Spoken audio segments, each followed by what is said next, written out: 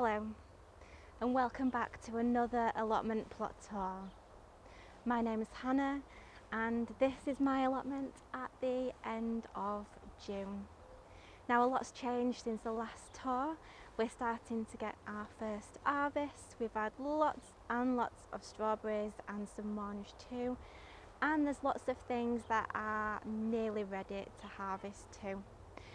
I've managed to plant out all the tender crops, so the sweet corn and the cucurbits, the squashes, the courgettes and things like that, they're all out in the ground, as well as lots and lots of flowers and some herbs. So let's take a look around. So I thought I'd start this month's tour here next to my garlic bed. Now this has been my most successful year growing garlic yet, and I think that's because of two things. Firstly, because I planted this in autumn. I've never autumn sown garlic before, but these went in October. And secondly, because I chose this space on this plot, which is the driest part of my plot, because the bottom end near the shed of my plot floods every year. So I think it gave it the best possible start. However, these aren't quite ready yet. I had a look the other day and I've seen lots and lots of people online starting to harvest their garlic, but mine's not quite ready, so I'm going to leave it there as long as I can, which is good because it gives me a few more weeks to decide what I'm going to do with this space and what I'm going to plant next in this space. I think at this time of the year it's really easy to focus on the things you have in, but as gardeners we need to be thinking ahead to what's next. So I want to have something ready in my greenhouse in modules, ready to pop straight in the ground as soon as this is harvested. I'm not sure what that will be yet, possibly something like Swedes or beetroot. I don't want to choose something from the same family as the garlic, so it definitely won't be onions or garlic again. But yeah, it's exciting to wait for a garlic harvest. I'm looking forward. I really hope that they do come to maturity. And it's exciting planning for the rest of the year too. So let's see what happens.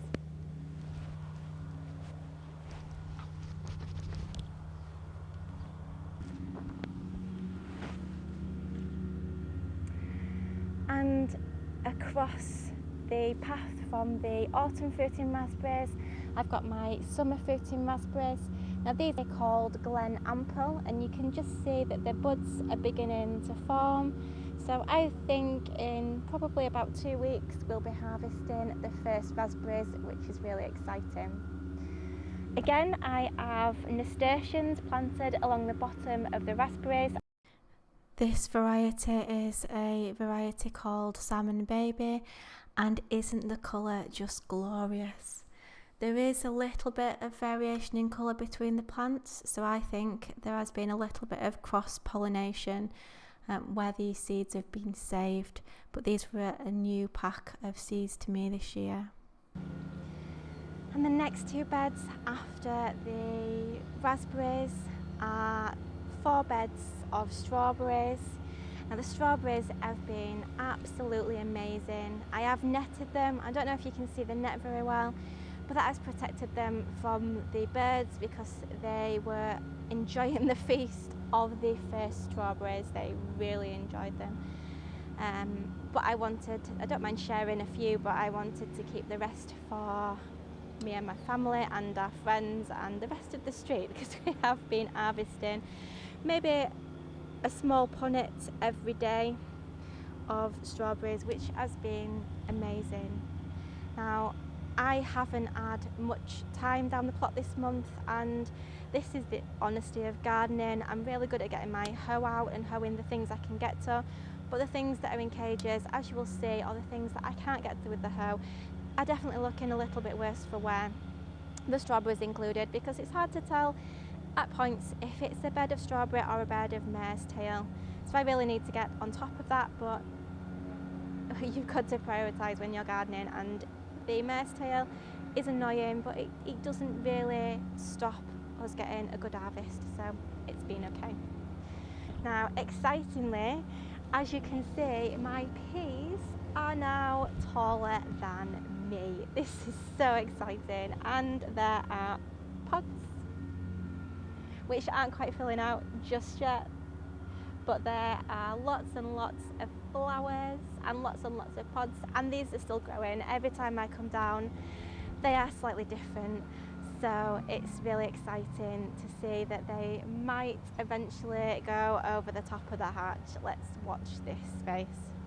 Now, in front of the pea bed I have now filled this space. I have some Auriculum grandiflorum, which I think are very similar, either straw flowers or something that's very similar to straw flowers. I think straw flowers have a different name, but these are very similar. We'll see when they grow. Across the front at the edge of the path, I like to line the path with flowers if I can, and this bed is full of chard. I've got rhubarb chard, rainbow chard, and I've got a small pumpkin, I think that's baby boo at this side, and that's hopefully going to trail up with the peas and climb up the archway. And I have two other squash plants down here, and at the back I have some dill which is just starting to flower.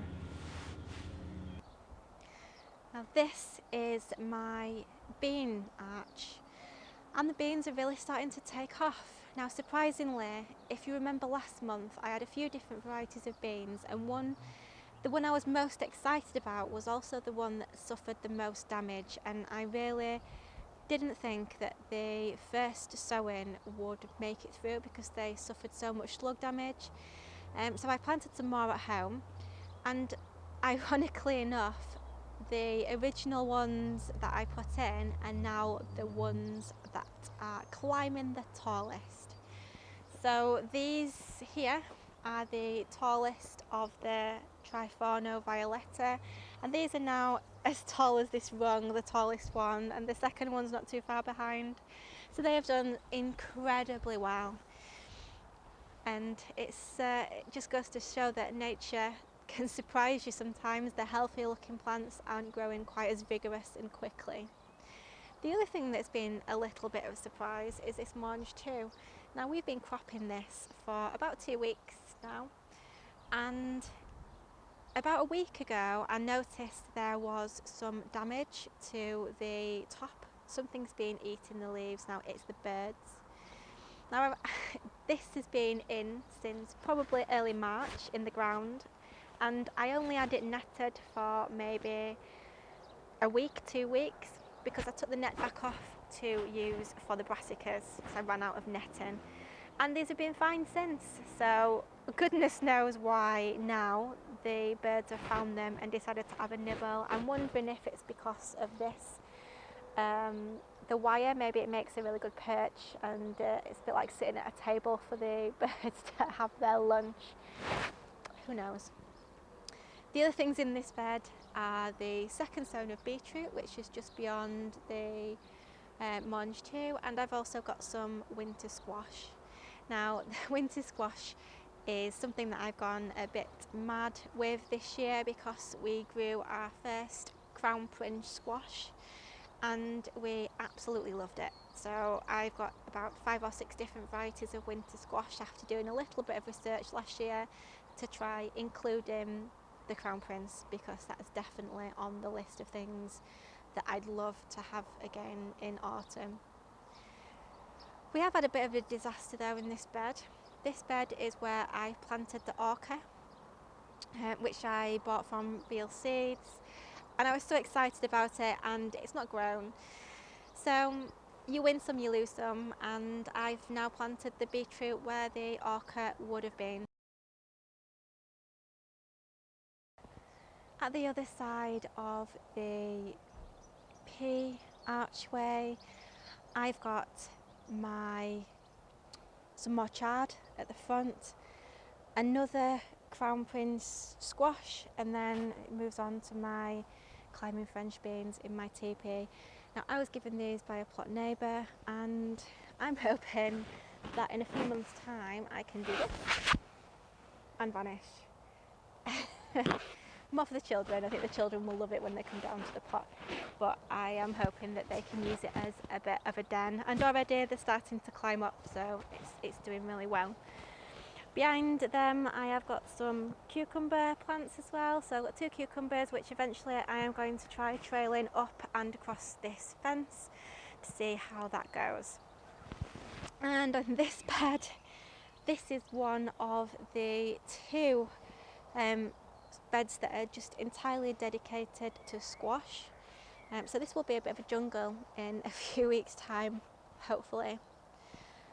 I also do have some squash somewhere else on another plot, but that's a little bit of a secret at the moment, so I'm going to keep that under wraps, and I'll show you a little bit later on in the year. And coming down the plot past the bean archway, I've got an empty bed at the moment, and then my 3 brassica beds. Now last time I made a video I was a little bit disappointed because we'd had such a nightmare time with the slugs, and there are still a few gaps. We haven't harvested anything from here at the moment, but it's all looking pretty amazing, so I'm really pleased with how that's come along. We've got kohlrabi and spring cabbage and broccoli at the back. There's one broccoli that's nearly ready, which is amazing. The plan is to harvest that broccoli head pretty soon and hope that the broccoli then sends a few smaller heads out in the next few weeks. The other broccoli isn't quite ready yet, so I'm going to leave them to go and see what they do. Fingers crossed we'll get some more broccoli from them. This cage is new since last month. Now these are my sprout plants.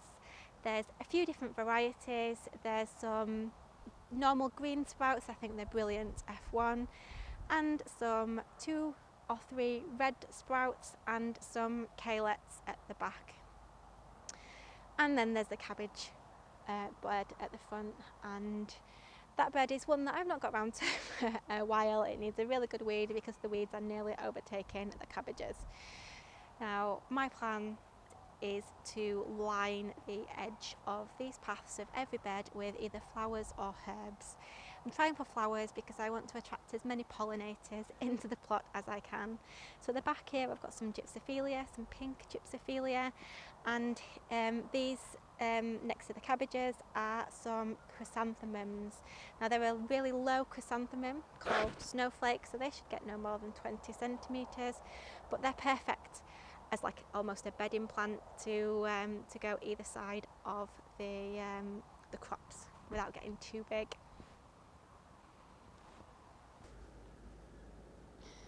Now this mass of weeds is my parsnip bed. Now they really need a weed, but what I'm finding, I've not really been down here much this month, and these are now high on the to-do list because they are as tall as the plants, and that's kind of where my limit sets in. So yeah, they're next on the list to weed.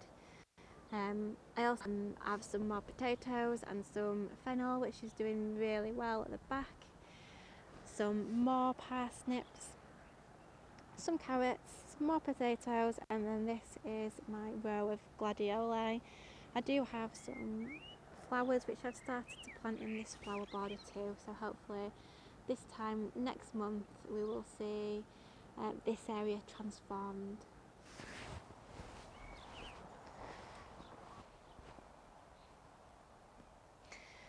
And this is where I'm stood now is the middle of the pathway, and this is an opening between mine and my plot neighbour's plot, and we have a joint shared path up to my gate at the top. So I wanted to keep this gap in the fence in line with my path. Now I've not had chance to seed this area, and saying I've not had chance is probably the wrong phrase. I want to work with nature, and it's just been too dry it's not been the right conditions to sow the grass seed. And to get the grass to establish at this time of year, I would have had to water this area quite a lot to keep it damp enough for the grass to establish. And that's just not my idea of fun. I don't want to be watering grass at this time of the year. You know, I want to focus on the crops where possible. So I'm going to wait now, I think, until the conditions are right, and that's probably going to be towards September, October time now. So yeah, we'll see how that goes.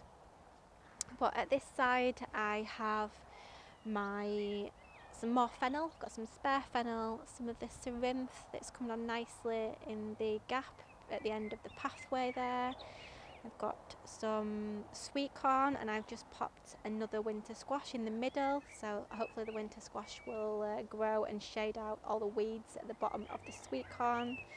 Some more gladioli across the flower border. I think it's going to look amazing, this flower border, in when the gladioli come out, hopefully.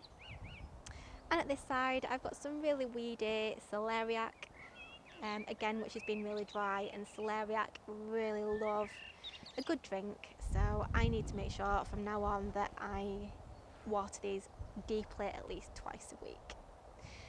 Again, I've got some more sweet corn. These are two different varieties. One's mini sweet corn, sort of baby sweet corn, and main crop sweet corn. The baby sweet corn is mini pop, and the main crop variety is called Goldcrest. Now, then I have two teepees with peas. Now these are the Sutton's Purple Podded, and the flowers are just beautiful. So before we've even seen the peas or tasted the peas, I know that this is probably something I'm going to grow again next year, because the flowers have won me over.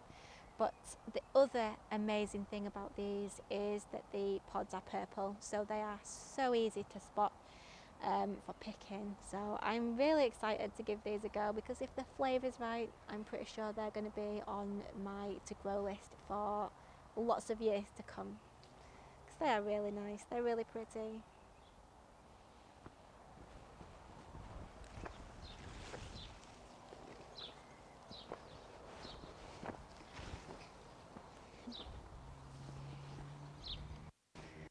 Just look at how amazing this kale looks.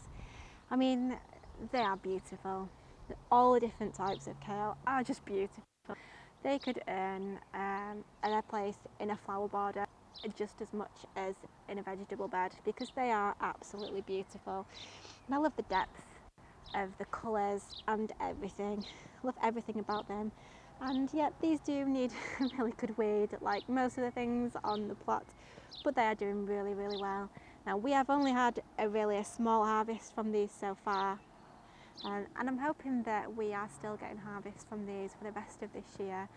I am going to do some sowing of some more kale to last us through the winter and through the hungry gap next year, but I'm hoping these last as well into the beginning of winter. Fingers crossed.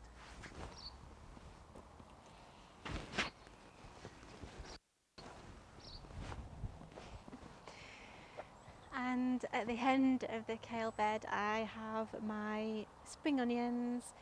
Now these are a variety called Lilia, and my plan is to start harvesting these now. These are more than ready for harvesting, but what I will do is leave a couple, maybe 3 of each onion in, and let them grow on to either pickling size or a full size onion, depending on where we get before I decide to take the space back. In front of the spring onions I've got some red veined sorrel, and it is so pretty. I think we've never tried this before, so this is a new one on us, but it's a perennial again. So yeah, we'll see how that goes. We'll see what we can find to use it in and how we can incorporate it into our diets, because I think it's going to be a nice winter crop, is the sorrel. And the broad beans. Now, I am so pleased with these broad beans.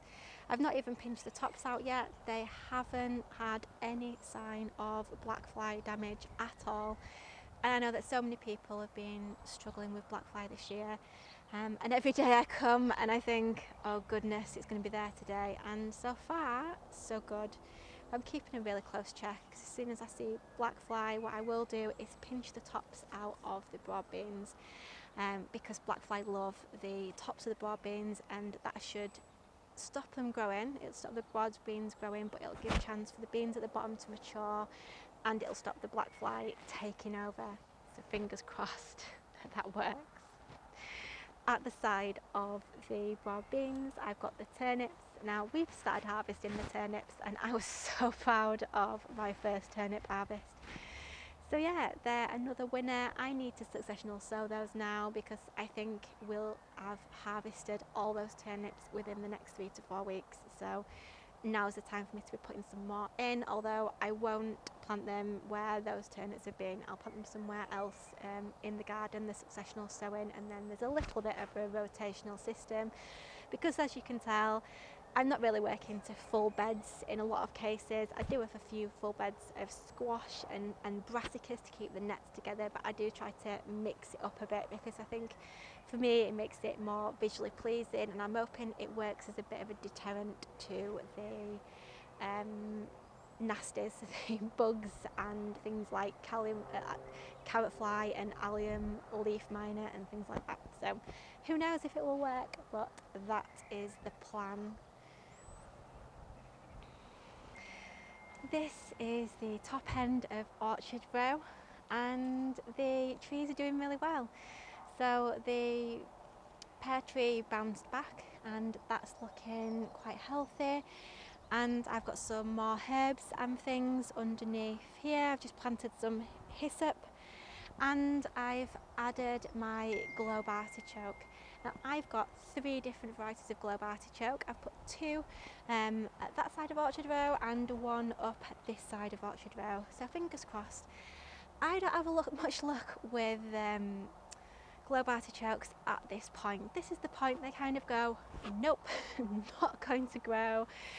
I'm going to give up now, so I'm going to look after these, make sure they're really weed free, make sure they're watered, and hopefully give them the best possible chance. Because yeah, this is about as far as I've got with globe artichokes before they've gone, nope, not doing any more. But yeah, the Orchard Row with the herbs is looking really good. And this is the no-dig salad bed.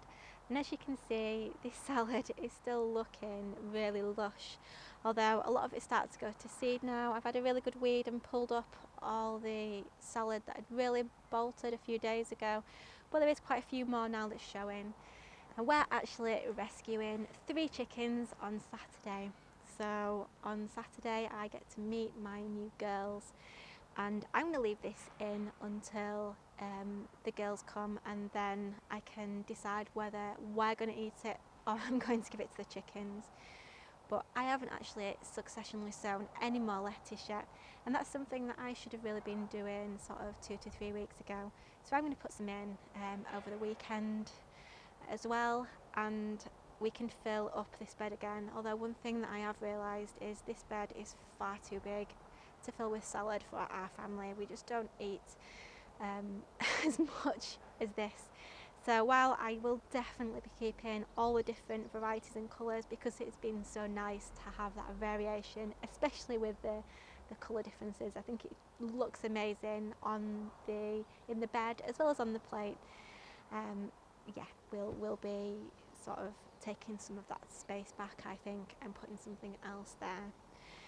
Now these are actually the radishes, these rather messy plants at the back that are taking over a little bit of the path. These are the radishes which have gone to seed. Now I am waiting because I want to harvest the seed pods from these. So this is going to have to be a messy corner for a little bit longer, because the seed pods last year were delicious, and they had a really mild radishy flavour, which I find that going on in the season, the radishes tend to get a lot more sour really a lot more tart, whereas they're quite mild in spring. As you progress into summer, they tend to have a lot stronger flavour, whereas the seed pods still tend to be quite mild. So I'm looking forward to harvesting the radish seed pods. So this will be a messy corner for a little while longer.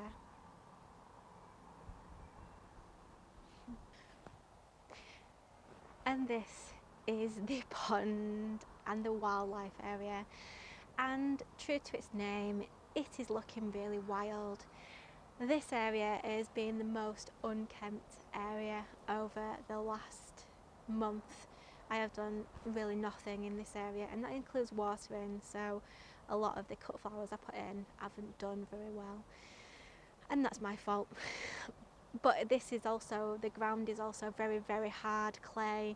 There's lots and lots of weeds and mare's tail, and yeah, it's not a fantastic start for anything, to be honest. I did manage to kill my lavender because it's just too wet. It's too wet over winter, and as soon as summer comes, it's really dry because of the hedge behind us, and yeah, it's just not an ideal place for some plants. But would you look at this carex? I mean, look how tall it is. It is just amazing, like really amazing. I'm so pleased with it. Yeah, it's actually taller than me, which is incredible. And that's about it for June's plot tour.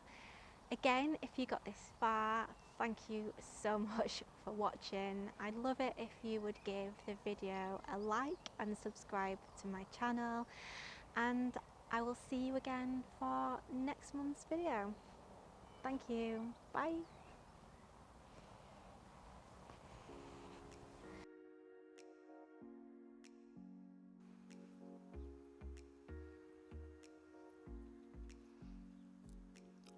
Oh my god.